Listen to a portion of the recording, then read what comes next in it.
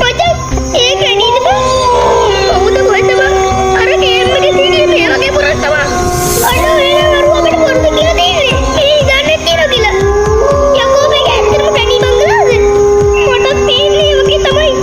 අනේ අපිට වෙන්න බෑ. අපි යනවා. ඔව් මෙයා කියන කතාවට මාත් එක්ක ගයි. මාත් යනවා. අම්මෝ. ඔව් මාත් යනවා. අයියෝ හරි බං. එයා අපිට කරදරයක් කරේ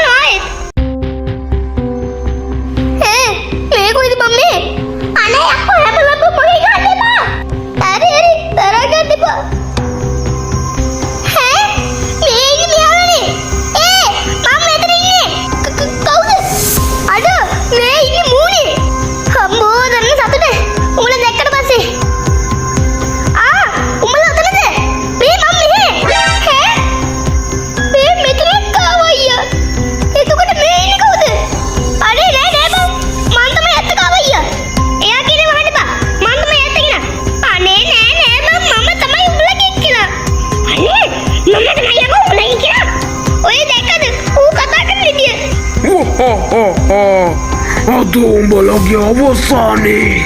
පුතු අම්මේ මෙන්න යකෝ අර හොල්මන.